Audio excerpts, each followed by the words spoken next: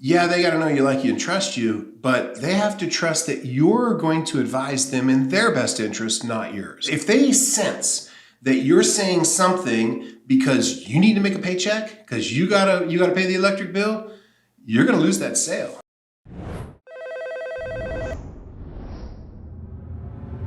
Welcome to another episode of the Closers Network podcast. Guys, this is the only place where we give you the tools to make between $10,000 and $30,000 per month as a remote high-ticket closer, even with no experience. Today, I have a special guest, and I'm really excited to dive in.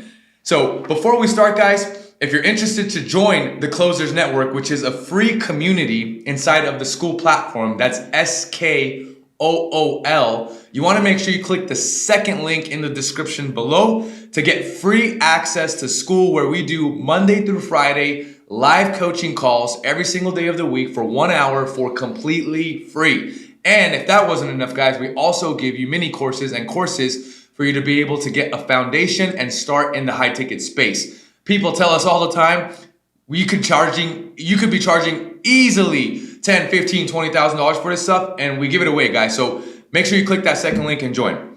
But today's guest, guys, I'm excited. He's a father of two. He's been in sales for over 30 years. His personal sales production and influence have contributed to his company selling roughly 36% of the total permitted new homes in Hermiston, Oregon since January 2020. He specializes in strategic selling, including overall brand messaging and development, and strategic sales coaching, which includes teaching and equipping aspiring sales leaders with the one-call closing techniques that work face-to-face and over the phone. He was the top 10 Retail Sales Award recipient in 2003, 4, and 5 for his efforts to helping grow the company nationally to 12 million enterprise to over 145 million in annual global sales by 2004. He was actually invited to participate in the U.S. Asia Clean Air Technologies Conference in Hong Kong with U.S. Trade and Development Agency, USTDA. And if that wasn't enough, this is an interesting piece that I find. He's also been a senior political strategist for a presidential candidate back in 1996. In his free time, Sean enjoys being competitive in the open waters, photography, and exploring the world with his dog Kaipo, a King Charles Cavalier. And he was just here hanging out with us the last few days at our first ever Closers Network event in Canyon Lake, California, which has been a blast, and we'll get into that a little bit. But I want to welcome today, guys, Sean McGrath. Sean, welcome, man. Super excited to be with you. Awesome, man. I'm excited to have you here. It's fun. It sounds like you're reading from a resume there. I like it. Yeah. Taking me back, flashing back for a little bit. But oh yeah, super excited. Excited to be part of the team. This weekend was fabulous. Really enjoyed it out here. So yeah. That's awesome, man. Yeah. I had a great time, and not only did you soak in a lot of knowledge, one thing that I realized is you dropped a lot of knowledge as well, right? You shared kind of some insights with the people, the coaches, everyone there. So how was the event? Let's start there overall. The event was fabulous. I came across you guys through school. You just talked a little bit about that platform where people can come and they can learn some skills. So I found you guys there, and I started looking at your training, and that training was spot on. It was good, right? I was like, holy cow, these guys are giving away some really good nuggets. So I jumped in, went through all the courses, and just as I was getting into it, it was just really fun to see. It was fun to see everybody engaging. You see a bunch of new people coming in. They're just getting started. You see some seasoned veterans in there. That's right. And they're dropping nuggets. It's a really cool community. Yeah, it's a lot of fun. Awesome. Yeah. That's awesome. Yeah, it was crazy because we had, I don't know how many states people came from and countries. People from Canada came, people from all over the states came, but it was an awesome experience. I had a blast, and I'm looking forward to everything to come here as well. Yeah. But let's start here, man. So you've been in sales a long time, right? With that wealth of experience you have now, I mean, looking back, like, how do you feel like overall sales has had an impact on your life? Oh man, it's changed my life, of course. It's sales, in the beginning, sales is always an external journey. You're looking out and you're saying, God, I want to make a bunch of money, right? I want to make $10,000. If I can do $10,000 a month, I got it, man. And life is going to be great. And so It's an external focus. And then you get into the business of sales and you start to work on the inner game, because that's really what sales is about. It's you becoming better at your craft, you becoming a better person. And as we get better, we get as we get better internally, we get better in our sales position. And so that journey, again, in the beginning was all about, man, I just want the money. I want to do this. I want to do that. I want to have this. I want to have fancy clothes and nice cars and all that other good stuff. And that stuff's great. You get all that stuff. But the real power comes when you're transforming who you are, who your identity is, and who you become along the way. So it's been an absolute blessing. I teach it because of that reason. I love to see the personal development that happens when someone takes the moniker of salesman, a salesperson, seriously. When they become serious, a student of the game, right, they learn how to get better themselves. John Maxwell talks about leadership all the time. In one of his books, he talks about a leader is one who knows the way, goes the way, and shows the way. And that's what sales is, right?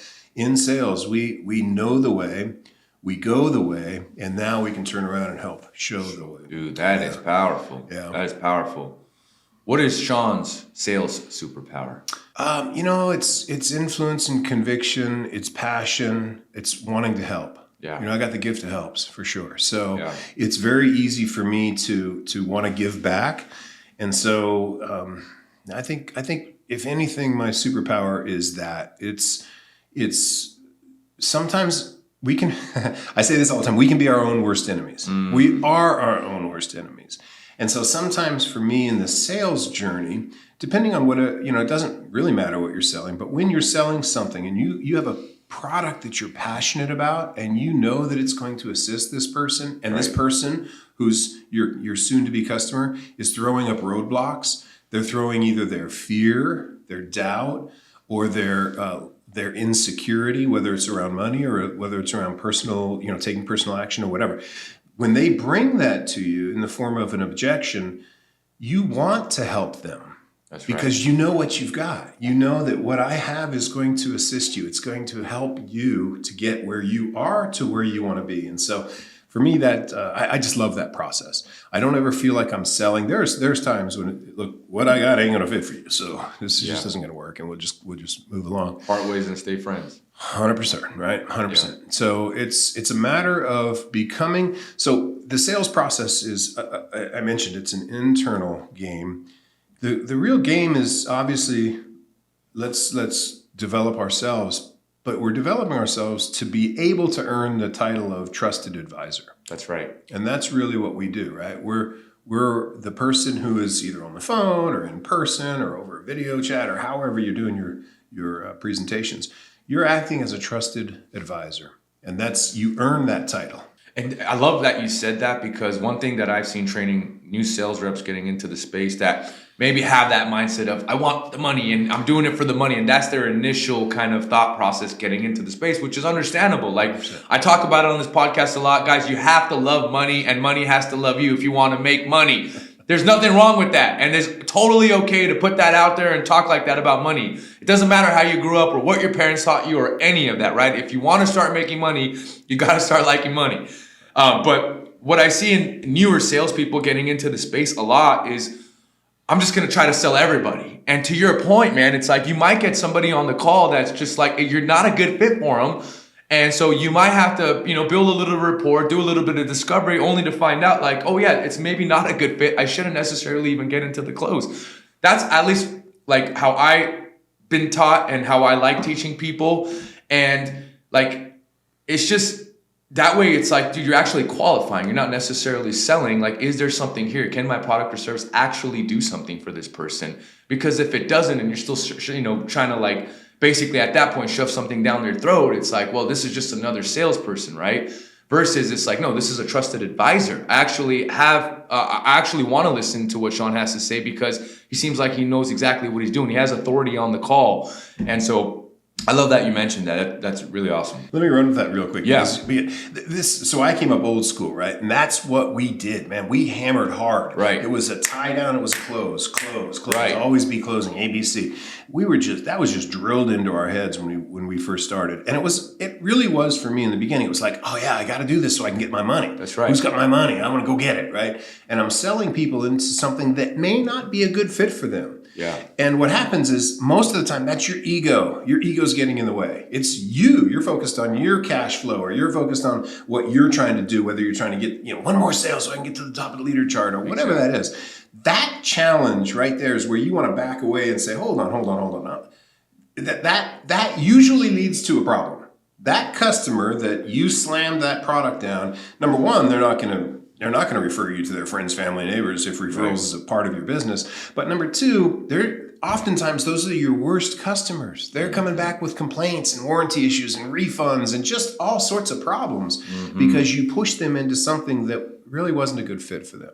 100%. And usually, again, like I said, we become our own worst enemies. It's usually driven because we're trying to either greed, you got to pay the bills this month, or whatever the case is, right? That happens a lot. And I think people have become a lot more sensitive to that now. That's what I love about the network that you guys are doing right now, is because you're teaching people how to avoid that, how to get out of your own way in the beginning and really focus in on what value can I bring to this person, this prospect that I'm talking to. That's powerful.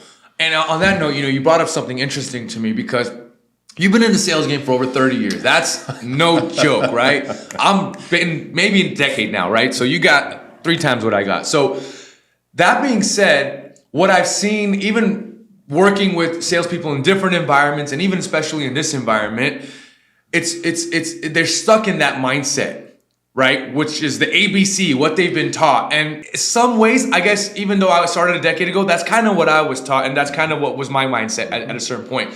Luckily, that transitioned and I was able to pivot pretty quick. But how have you managed to stay dynamic over the course of this 30 years and been able to adapt? Because we know it's not the strongest of the species that survive. It's the most adaptable to change. And you've been able to do that. But to be honest with you, man, a lot of people can't do that. A lot of people that I brought on, they just can't unlearn the tricks that they know. And they're having a hard time processing this information. How do you think, like, where did that come from for you? How have you managed to stay dynamic in this space? So again, I come back from my heart space. I really enjoy people. So that's the first thing. I love people and I love helping people. So like I said, I come back to that gift that helps. Those things are what really drive me. And so having a good product that for me is a fabulous product that I enjoy, sharing that with other people just comes naturally. So I enjoy doing that. The higher the ticket price, the higher the ticket item, or if I'm selling a luxury home or whatever the case is, I'm not as worried about the product itself. I'm worried about where I'm at with the person, with the people that I'm interacting with. And so having that focus has always allowed me to be nimble and to be able to, number one, continue to develop myself. So I'm going to date myself here, but long before social media was ever around, right? Most of your listeners all came up with social media. We had to brand ourselves. And so what happened when social media came is I've always branded myself as a leader. So when social media first came out, Facebook and then all the other different platforms, I would always jump onto that platform and I would take the moniker, the title, Leader Sean.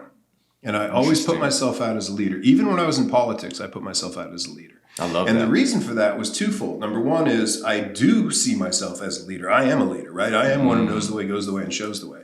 That's for sure. The second thing, though, is that as a leader, I take unto myself the responsibility to live with integrity. I take on with myself the responsibility to live in my own mind, live at a higher level, if you will, than where I was before. So I'm constantly expanding the standard by which I live, and that allows me to continue to lead. And leadership to me at the end of the day is service, right?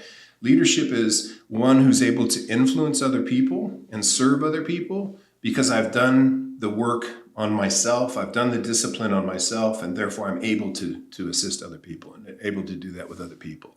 So for me, the way that I've been able to endure throughout the years and to be able to jump from industry to industry is because the one common denominator is that I constantly work on myself. I'm constantly working on trying to get better, trying to develop my skill sets, enhance my discipline and my focus. Here I'm going to drop another nugget. I hope everybody's got a pen out there. You're ready. Focus, right? Focus. Follow one course until successful. Follow one course until successful. Focus. Follow one course until successful. And if you'll do that in sales, that'll take you through a very dynamic and fun career, right? You're going to make a lot of money in this business, but you have to start. And starting is difficult. It's like working out, man. The first time you start slinging weights, your muscles are sore. You're not very strong. Your muscles are sore for the whole week. And the next 2 weeks, your entire body's sore. It's hard to get out of bed. But what happens is you push through that. And pretty soon you start slinging a little bit more weight. And pretty soon your body starts to shape itself, right? And that's exactly what happens in sales. In the beginning, you're clumsy. You're not very good. Your ego, you're much more focused on ego. You're much more focused on trying to say the right thing to the right person, and you follow your scripts and things like that. That's right. Once you internalize that, once you do the homework, once you consistently follow that course, you get better over time. And there's another nugget that I like to say with the people that I work with is time will either promote or expose you. If someone's been in an industry for a long period of time, usually they've been promoted through the process because they're good at what they do. But the opposite of that is true too. You'll see some people that are doing, they'll be in an industry for a long time and pretty soon they get exposed. And so time will either promote or expose you. And if you're doing the work, if you're consistent with your personal development, if you're consistent in setting your standard and raising your own bar to whatever level you want it to be raised to, if you're consistent in that, in time, you'll be able to see that. You'll manifest that, right? It's like the other analogy. If I start smoking a cigarette today, hey, no big deal, man. I can still get out here and swim with you in the ocean, no problem. And I can do that if I smoke one cigarette a day and the next day and the next day and the next day. And for the next few months, not going to be a big issue. Push that out 10 years, it's going to be an issue. Push it out 20 years, it's a real problem. Now I can't breathe because all I'm doing is smoking cigarettes and my lungs have been polluted over that period of time. And so in the same way that our health it's a long-term proposition, so is our development as salespeople. We develop ourselves over time. And if you keep raising your standard, just incrementally, right? A little bit every year or every month or every quarter, however you do your goal setting, just raise that standard for yourself. And over time, you will perform better, period. And you'll make a heck of a lot more money. It's fun to see, like I came here and I saw some of the results. People were talking about the money that they're making. I love that. I celebrate that. I'm so excited for people that are making bank, right? $10,000, $20,000, $100,000 a month in sales. That means that they've done the work on themselves and they're really good at what they do. And we've got a bunch of those people here. That's why I was so excited this weekend just to be around that energy.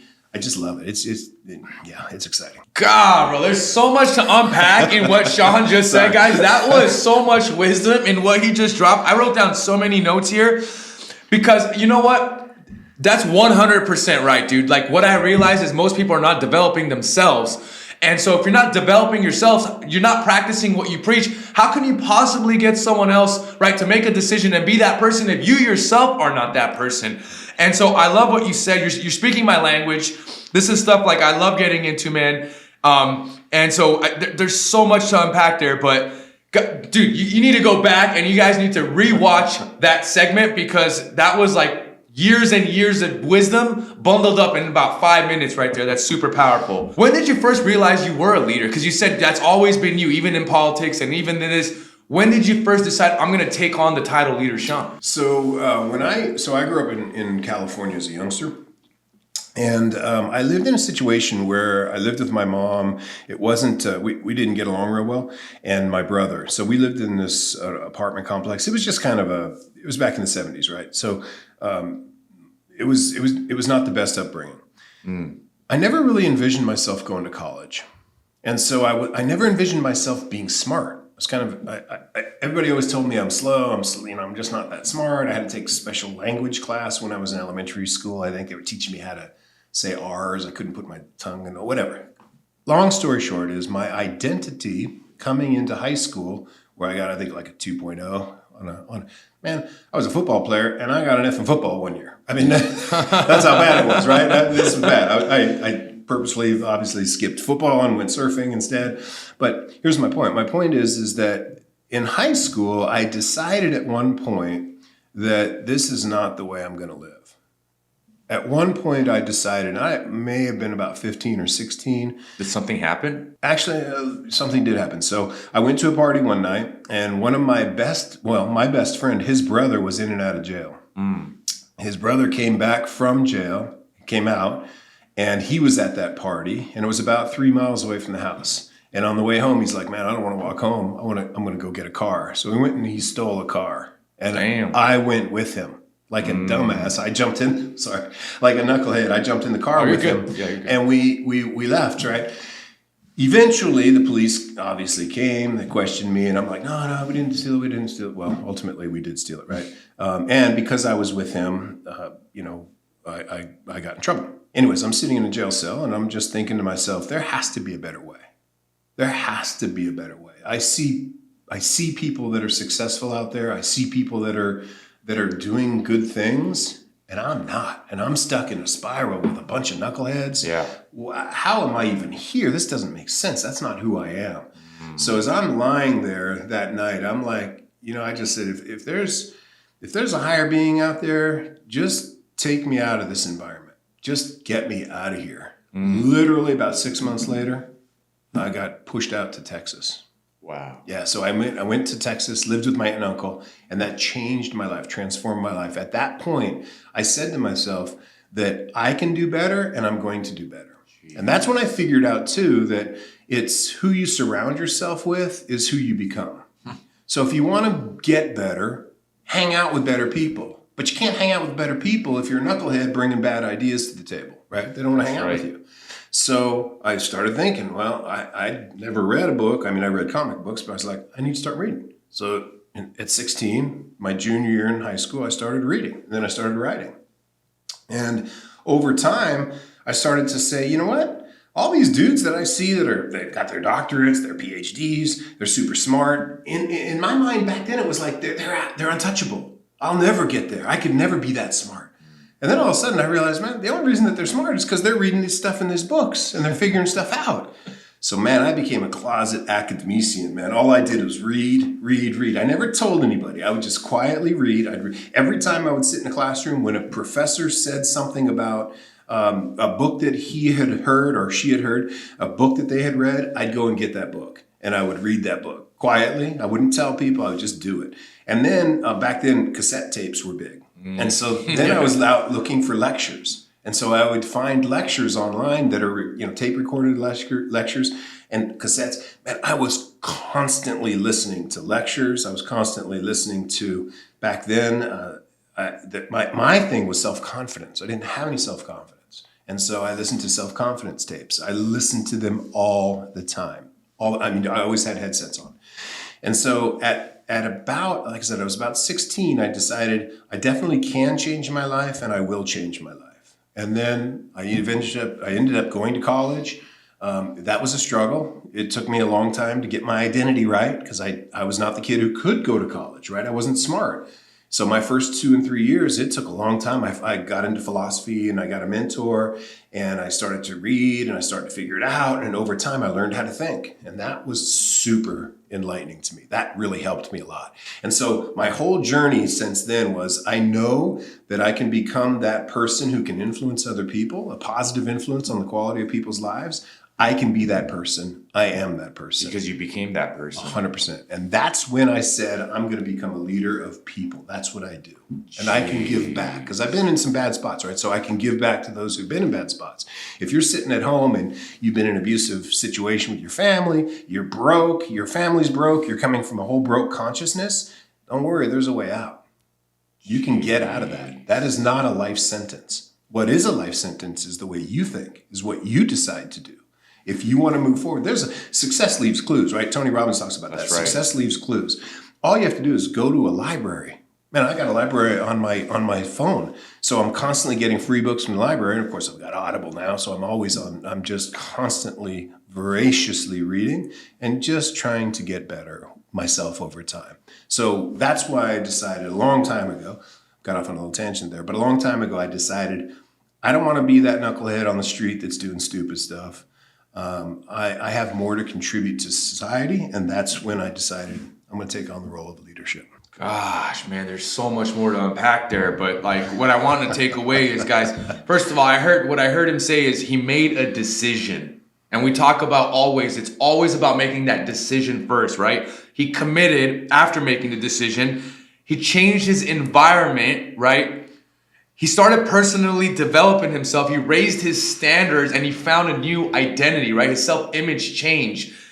Was there a favorite book at the time where you feel like that one book might have been, or one or two books that maybe stuck out to you where it got you to change your perspective? Was there something you can share with our listener today that might make that impact for them starting out in that beginning stage of the journey? So the very first book that had an impact on me was about child abuse. This is going to sound goofy, so I'm not stuck in a dark spot here, but it was on child abuse. And what I realized is that this author knew something about me. And I thought, man, what are you looking at my windows? Because I never told anybody about the situation I was in. And all of a sudden I'm reading about it in a book. It freaked me out. I'm like, oh man. So I had to deal with that for a long time. And I had to deal with the internal conflicts and the challenges and things like that. But after I read that and after I worked my way through that whole situation, I started to realize that wisdom is out there. Right? None of us live. When you're in a bad situation, you think you're in a closet and you feel, at least a lot of people feel like the world is on them. It's coming down on them. They're kind of isolated. They're alone. Man, knock it off. Everybody's been through challenges, right? And so it's the victim mindset. 100%. You have to break out of that and just say, you know what? If there's a will, there's a way. If one person can do it, I can do it. If someone else has broke the chain of poverty or poverty consciousness or of abuse or whatever, if one person can do it, I can do it. Right. And that was my mentality coming out of this. And so I started immediately. Jim Rohn was a big one for me, right? He's the mentor who Tony Robbins studied under prior to him breaking off and doing his own thing. Jim Rohn just was just an infinite source of wisdom. I really resonated with his style. And, Tony Campolo was my mentor in college, so a good friend of mine. But those were the two people that I think that influenced me the most in the beginning, early on, especially Jim Rohn. I still go back to his stuff even today. Yeah, Rich too. Richard, our founder and CEO of Won't Call Closers, our sales agency, and our co-founder of the Closers Network, also is a huge fan of Jim Rohn. So that's interesting that you said that. Mm-hmm. Man, let's dive into some more technicalities and stuff. You're dropping some gems. I wish I had a button here, like a bomb button, to say like every time you say something, I'm like, I want to drop a bomb, and then I need a nuke button because you're dropping nukes here too, man. This is really good stuff. I want to get into some stuff as far as, you have this experience, you have this great charisma, you got this great energy. Like, how do you approach building rapport with a prospect and earning their trust in the process of the sales call? 100%. So now we're getting into the details of sales, right? And so sales is always you go first, right? Boom. You start with yourself. Can you trust yourself first? If you don't trust yourself, then get out of the game, right? Or get to that place where you can't trust yourself. Man. That's such an underrated thing that you're saying right now, because people don't understand. Like, you need to continue developing yourself so you 100%. Build the confidence to earn that trust for yourself. 100%. You can't be a trusted advisor if you can't trust yourself. No, you're right. Now, let's keep going. So that's where I start, right? Start with that. And then ideally, once you've got that, now you can earn the trust of other people. Now, once I know that, and in sales, really, it's identifying your script. So there's platforms or scripts that we use, right? But we use these scripts, and the very first thing that you do is you build rapport. And building rapport is earning trust. People got to know you, like you, trust you, as I say.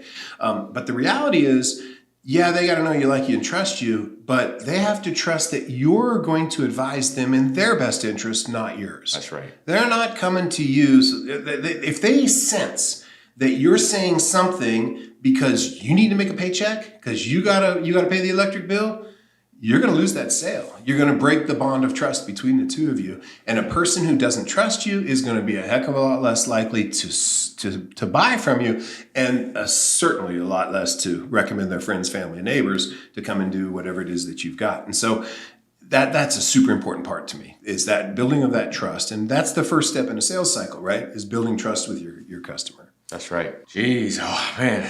That's awesome. That's awesome. Now, how do you feel like maybe some emotional intelligence plays into that, right? Like understanding people and reading not the room, but in this case, the other person, right? 100%, yeah. 100%. So you've got to learn your script first, because then I also do a training on personalities. It's the most requested training that I have, and it's the one that's the most impactful. usually for organizations and sales teams. It's when you can identify the person across from you, whether it's in personal sales one-on-one or on a phone or whatever. It's when you're with your customer, you're not thinking about your script because you already know your script. You've got that down, your process down. Instead, I'm able to connect with you and I'm able to speak with you in a way that you can receive it.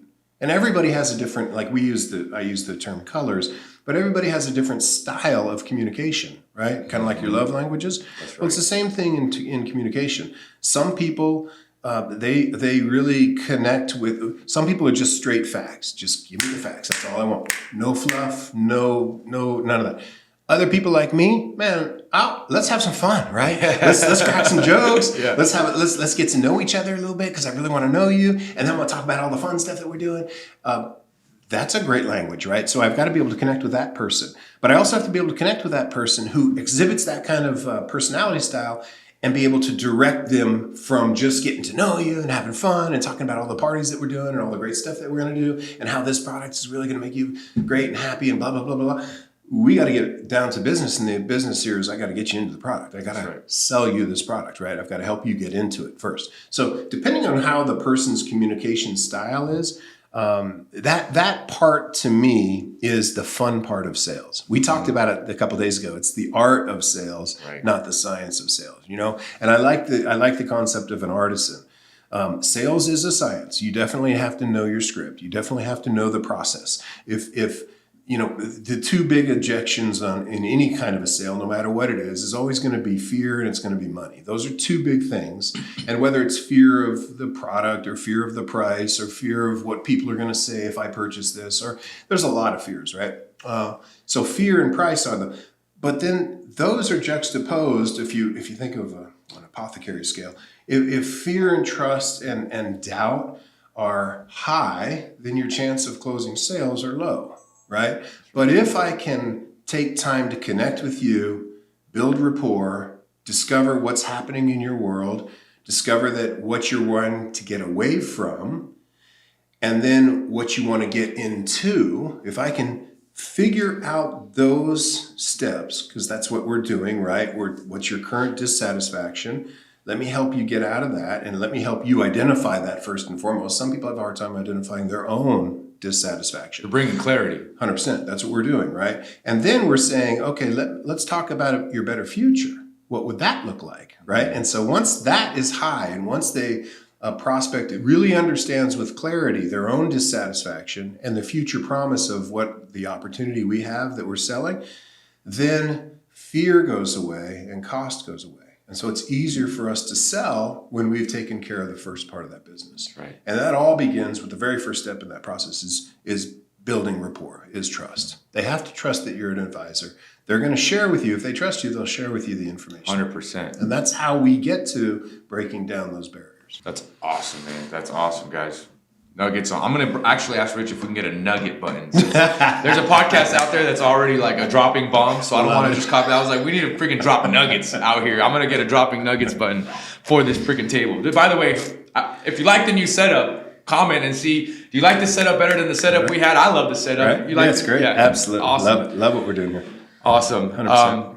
So, man, over the course of the years, right, I'm sure you maybe had, mistakes you made or setbacks you've experienced. Like, is there a story or one that comes to mind that was a major aha for you at all? It's slam. Again, when we first came up, it was always slamming people into programs. I regret doing that in a lot of ways. So I learned how not to be aggressive and try and slam people in just because I can. Right. And that really comes down to you've really got to take care of your finances so that you're not that person who every single month you're struggling to pay your bill. And so you slam somebody into a deal. It's just slimy. And at the end of the day, you don't feel good about it. They don't feel good about it. It's not the way to conduct business. And so you really want to take care of your funds. And, growing up in sales, the way I did, you learn to do that. Right. But it only takes once or twice and you start realizing, that wasn't cool. I think that's why most people have a hard time thinking about, I can't do sales, because that's what they think sales is. Mm-hmm, mm-hmm. But it's like, that is not at all what sales is. 100%. And I've seen some guys out there on the internet, sometimes it's around car sales, but I see guys out there that are just, man, they're so ego-based in my mind. I see them hammering this, hammering that, and they're this aggressive, assertive personality style. And I'm like, easy, Tiger. Yeah. Making a connection with people and helping them in a positive way, it doesn't have to be ego-based. And in fact, the more you can take your ego out of the process and just serve, the more you're going to help people. Because we're ultimately in a service business. Yeah, we have to close. But if I don't close, I'm not serving you. And so sometimes I have to bring you through a process of discomfort, of dissatisfaction, of uncertainty, because my prospect doesn't necessarily know these things, right? So I have to bring them through that process. They're going to feel a little bit of discomfort and they're going to be sometimes uncomfortable through the process. I have to be okay with that, and I am, because I know that where we're going is valuable. That's where the breakthroughs happen. Exactly. And being with people during that process is not always easy. A lot of people don't want to go through that process. This is why I told you earlier about my whole situation where when I went through all the process of figuring out my own past and clearing up my own stupidity and my thinking, that stinking thinking, once I got rid of that, Zig Ziglar nugget there, once you get rid of your stinking thinking internally, which is an ongoing game, once you do that, now I can be with other people when they're in that same mindset. When they have that negative connotation and they're bringing that to the sales, I don't react to it. I just see where they're at, and I can still help bring them to where, I want to get them, because I do believe that what I have is going to impact the quality of their lives in a really meaningful and powerful way. And hopefully they're, change generations for them. Who knows? Depends on what your product is. But I really enjoy that process. And so for me, it's important. I mean, we all bring our egos to the table for sure, but really you want to try and reduce that as much as you can. Get that off the table. This isn't about you, it's about them. Focus on them. Get good enough at your craft to be able to focus on them, with them in the process, and bring them to a close. That's our duty. That's our responsibility. That's what we do in sales. But our duty and our responsibility is to be that person who can bring them through that process. That's right. Right? And do it quickly, do it efficiently, do it effectively. This isn't an all-day affair, right? It's going to take a little bit of time to get me from where we're at to where we need to be, but I'm going to go through that process with you. And at the end of the day, you're going to buy, and it's going to be great for you, and it's going to be great for me, and life is great for the company, and so. I know most people find that part of the sales call the most uncomfortable.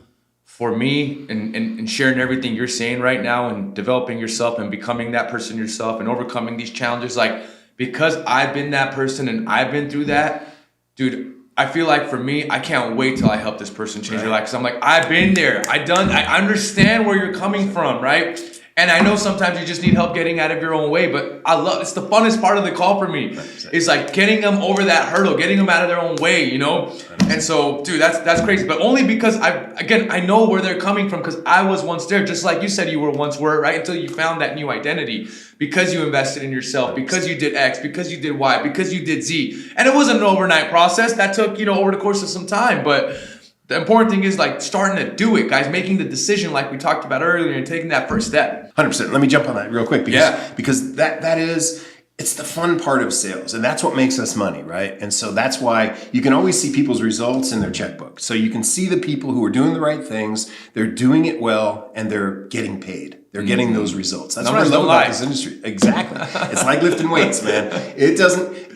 Over time, you're going to see, was that person in the gym or weren't they? It's the law of nature. If you lift enough weights and you watch your diet, it's not a matter of if I'm going to get in shape. It's a matter of when I'm going to get in shape, right? And that's the exact same thing in sales. If you're sitting at home and you're saying, I need $10,000 a month, man, I just got to have that. Great. Make that decision for yourself. Decide that you're going to do that. Now become the person who earns that kind of money.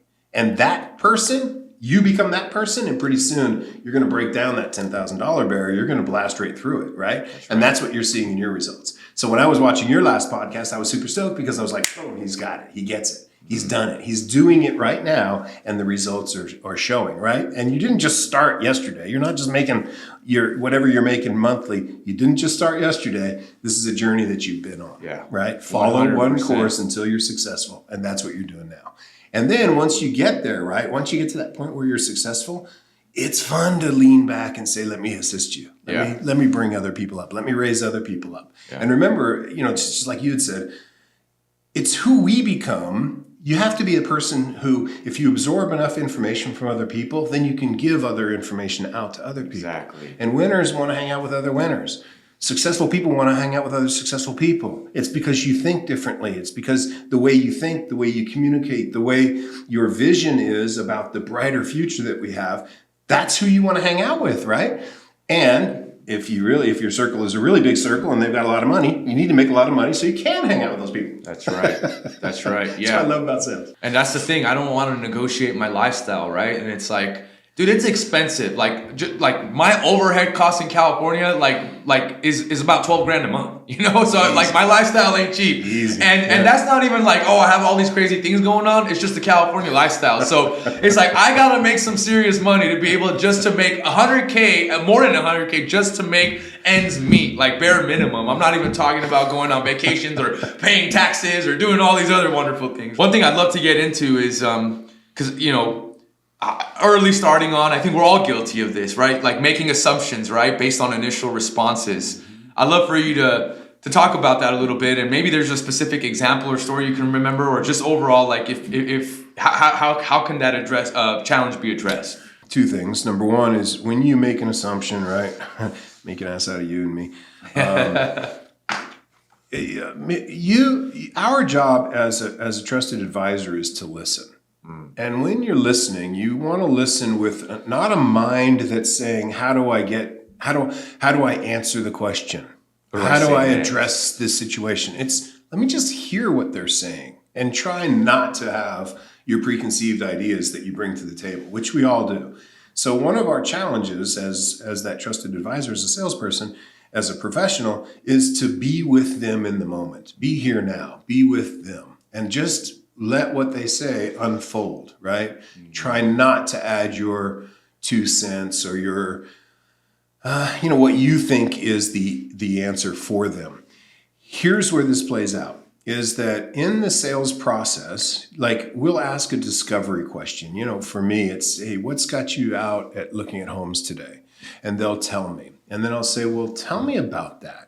Tell me about your current situation and what you're trying to get away from. Well, I got to get out because the neighbors next door, we got new neighbors in there and they're partying every night.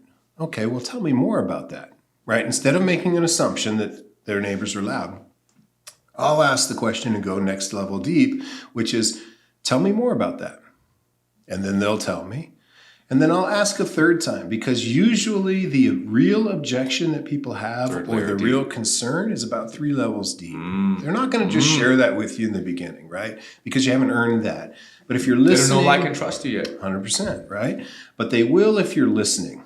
People want to be heard. That's right. And so if you're sitting with them and you're listening and you're asking questions about what they're giving to you, then maybe you discover, and this is what happened to me, I discovered that, yeah, they're having loud parties and they're also bringing drugs and guns to the table. And so there's a bunch of gangbangers next door. I've got to move out because I've got young kids. Gotcha. Now the question is, what's it going to be like if you stay in that environment? And he's like, I am not staying in this house. I'm moving. I'm getting out, period. Excellent. Let me show you. Boom. Right? Boom. But I would never have gotten there if I had this assumption that, he's going to leave because his neighbors are loud. Because my initial thought is I play music loud in my house. I got little speakers, right? If I crank them up, my neighbors might get pissed when we have pool parties or whatever.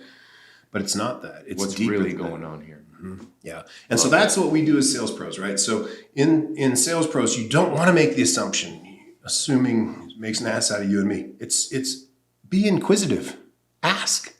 Find out what they're telling you. Hey, this is my situation. I'm not feeling real healthy. Well, tell me about that. Tell me a little bit more about that. Go deep with them.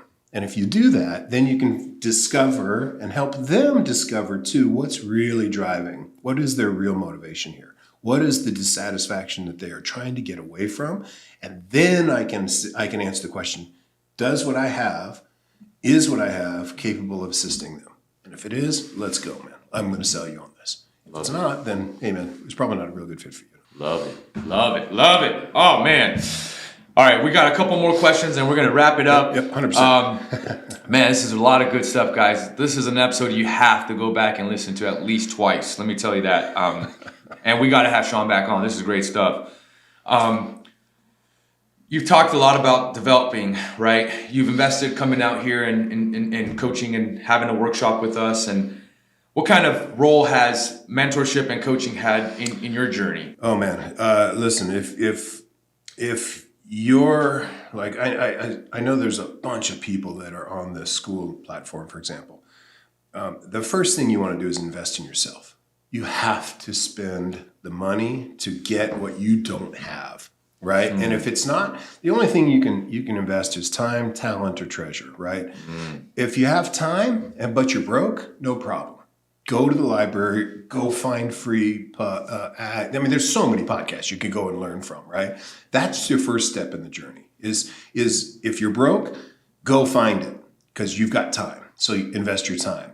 If you're like me and you don't have as much time, then I'm going to pay to have a good trainer, mentor, advisor. So I spend a lot of money every year with training programs, with coaches, some better than others, but I don't mind. I spend the money because I want that training and I want to be able to invest my money back into my development, back into who I am and whom I'm becoming, right? Wow.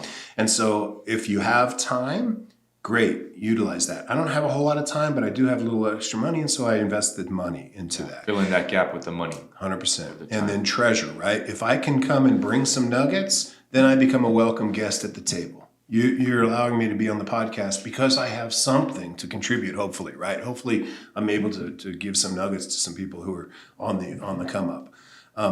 And so you have one of those three things, time, talent, or treasure. Those are the only things you can invest. So what are you doing to invest in yourself to get better?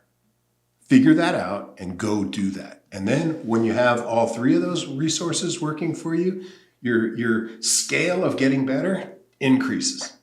And you get better over time, right? Jeez. Yeah, oh my gosh, that's powerful, man. That's what I would tell a lot of my coaching clients. Like, yeah, if you have the time, invest the time. But if you don't, and there's going to come to a certain point where you don't have the time, especially when you're busy, right? You can fill in that gap by spending some money and helping accelerate your time, right? By getting the results faster and better. What would you tell our, last question for you, Sean, what would you tell our listener that's considering investing in one-on-one coaching with us here at the Closers Network, especially after having to come out? We've kind of been getting to know each other over the course of the last couple months or so, but you actually came out, you actually got to meet us, feel the energy, see if we're real, we're not real, right? What would you tell someone that's right now on the fence, like, I want to invest with these people? Is there anything that you would want to maybe share with them? 100%. Jump in. Go.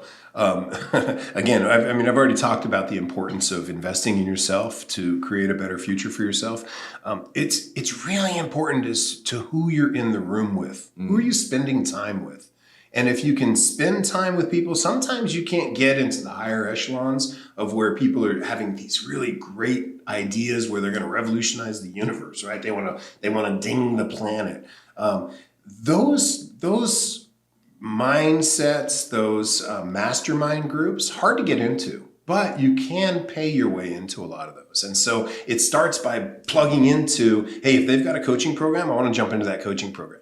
Because over time, what you'll see is, A, you're going to absorb everything from the coach, your mentor that you're working with, but you're also going to be at the table with them at opportunities, whether it's like this one, right? This opportunity was available to everybody. I had just literally come into the school network, and I heard about this opportunity to come here where all you guys who know each other and are doing some great things, I was like, 100% I'm going to go. Absolutely. I don't even know what you guys are selling. The reason I wanted to be here is because I want to be around that kind of positive vibration.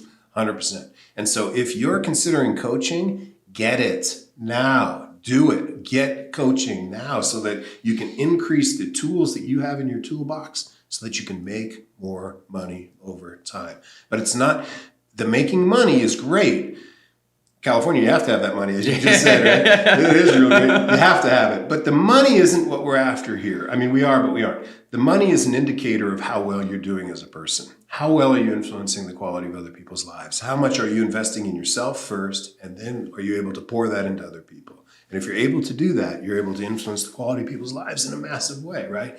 It starts with one, and it starts with you. Start with you first. You go first. A leader is the one who knows the way, goes the way, and shows the way. You go first. Develop yourself first. Invest what you've got to invest, time, talents, and treasure to get better at your craft. And then do it every day. Focus every single day. Do it. Take a step.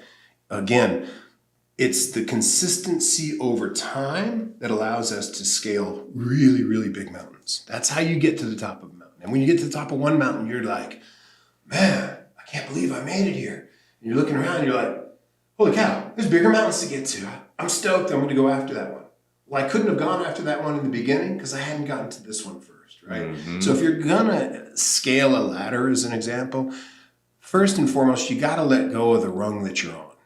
And sometimes, I remember earlier I said we are our own worst enemies. Sometimes it's a comfort zone that we're in.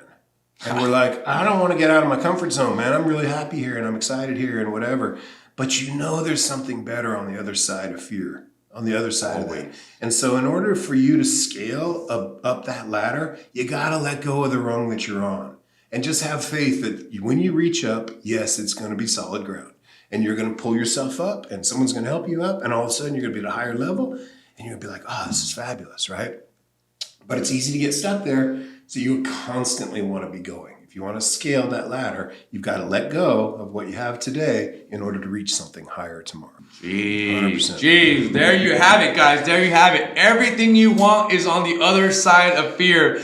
And look, you can go through that journey alone, or you can do it with us by having one-on-one coaching so that you basically have a second pair of eyes, right? Every step of the way, guys. And you're learning from people that have been there, that have done that are doing it, and that are helping others out every single day. Sean, I can't thank you enough, man, for coming out here. I know it wasn't easy because you're not from the state. So flying out and everything, coordinating for the last couple of days, it's been awesome, man. Guys, if you're interested in coaching with us, click the link below. It's the first link. It's a one-on-one coaching link. You'll see it right below here. You can schedule a call with us. Get on the phone and just see if it's a good fit, right? And if it's not, no pressure. That's totally fine. That's okay. We're not going to try to sell you something or shove something down your throat, right? If it's not for you, right? But if you feel like, man, I have a calling for this. I've been following this content. Like, I really want to do this. This is your calling. Click that link. Make sure you guys get in and let us help you guys. So that being said, Sean, thank you so much again, man, for coming out. It's been a freaking pleasure. I had such a blast on the podcast. I can't wait to have you back out again. Let's do it again. 100%, brother. Appreciate you. Thanks for letting me into the inner circle and just to spend some time with you guys. I really appreciate it. And you got my, I've already told you, Leader Sean is where you can catch me anywhere, right? On any kind of social platform. So we'll stay connected and other stuff. But I have a lot of fun on Instagram. I used to a lot more before COVID. Always put a lot of stuff out, just all the travels and all the swimming and everything else. I haven't done that as much, but yeah, man, reach out. I'm looking forward to staying connected with you and just rocking through this. This has been a blast. Awesome. I appreciate it, man. Thanks, brother. Appreciate you. All right, guys. We'll see you on the next episode. Peace.